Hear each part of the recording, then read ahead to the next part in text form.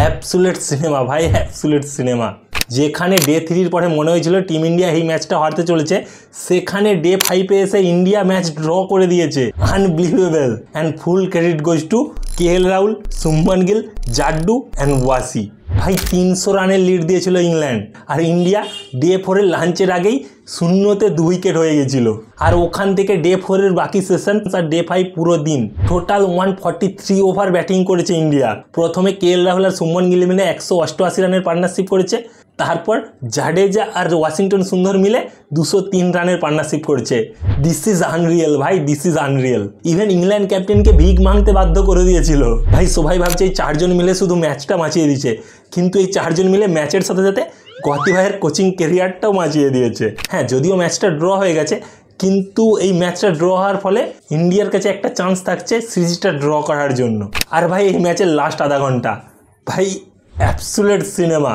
Actually হয়েছিল কি, জাড্ডু যখন 90 রানে ব্যাট করছিল আর ওয়াশিংটন অ্যারাউন্ড 85 রানে ব্যাট করছিল, আর বাকি ছিল লগভগ 15 ওভারের মতন, তখন বেন স্টোকস জাড্ডুর কাছে আসে আর বলে কি হ্যান্ডশেক করে এখানে ম্যাচ ড্র করে নেওয়া যাক, কারণ এখান থেকে তো ম্যাচ জেতা সম্ভব না, তো ম্যাচটা আর কন্টিনিউ করে কোনো ফায়দা নেই।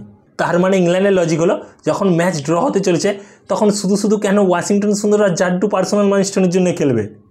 Really bro? কুচবি ভাই, দুজনে মেহনত করে কষ্ট করে তোমাদের ফাস্ট বোলারদেরকে কেলিয়ে সেঞ্চুরির আশেপাশে পৌঁছেছে, আর সেঞ্চুরি পুরা না করে এই ম্যাচ ডিক্লেয়ার করে দেবে। বাহ ভাই বাহ। আর কি বলছিল, you want to make 100 against Harry Brook and Ben Duckett? No bro, who said কি হ্যারি ব্রুক আর বেন ড্যাকেটকে দিয়ে বোলিং করাও? তোমরা অ্যান্ডারসনকে নিয়ে এসো, অ্যান্ড্রু ফ্লিপকে নিয়ে এসে বোলিং করাও। কে মানা করেছে? আমরা তো সবেতেই রাজি আছি। আর ভাই এই ইনসিডেন্টসটা শুধু এখানেই থেমে থাকেনি, যখন অ্যাকচুয়ালি ম্যাচ ডিক্লেয়ার হয়েছিল তারপরে বেন স্টোক জাড্ডুর সাথে হাত পর্যন্ত মেলায়নি, পুরো বাচ্চাদের মতন আচরণ। ভাই আমার মতে ওই যে বাকি 7 ওভার বেঁচে গেছিল না, ওই 7-8 ওভার ইংল্যান্ডকে ডেকে ব্যাটিং করানো উচিত ছিল, তখন আসতো আসলি মজা। আর ভাই নেক্সট ম্যাচ যদি ইন্ডিয়া কোনো মতে জিতে যায়, ভাই ইংল্যান্ড তো পুরো জ্বলে পুড়ে খাক হয়ে যাবে, আর ওটাই হবে আমাদের কাছে সবথেকে বড় ভিক্টরি। এমনিতেও গতি ভাইয়ের কোচিংয়ে এসে সিরিজ ড্র মানেই আমাদের কাছে ভিক্টরি। শাম তক খেলা আর গোড়ো কি গান। দিস ইজ ট্রু ভাই, this is true. Let's talk about our captain Shubman Gill. ভাই তোমরা এর ক্যাপ্টেন্সি নিয়ে প্রশ্ন করতে পারো, ক্যাপ্টেন্সি ডিসিশন মেকিং নিয়ে তোমরা প্রশ্ন উঠাতে পারো, কিন্তু ভাই তার ব্যাটিং নিয়ে না ভাই না, কোনো কথা হবে না। অলরেডি এই সিরিজে 722 রান বানিয়ে দিয়েছে, একটা ডবল সেঞ্চুরি আর 3টে সেঞ্চুরি মেরেছে এই সিরিজে। বাট কেএল রাহুলের জন্য একটু খারাপ লাগছে ভাই, প্রথম ইনিংসে হাফ সেঞ্চুরি মিস আর দ্বিতীয় ইনিংসে সেঞ্চুরি মিস, বাট এই 90 রান কোনো সেঞ্চুরির থেকে কম না। আর ঋষভ পান্তকে নিয়ে কী বা বলবো, ঋষভ পান্তকে নিয়ে বলতে গেলে তো ওয়ার্ড কম পড়ে যাবে।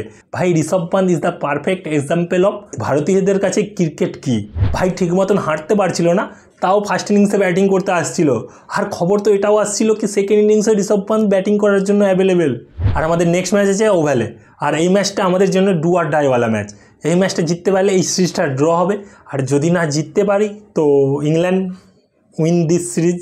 হোপ কি ইন্ডিয়া নেক্সট ম্যাচটা জিতবে আর সিরিজটাকে ড্র করবে। এই ভিডিওটা এই পর্যন্তই, দেখা হচ্ছে পরের ভিডিওতে।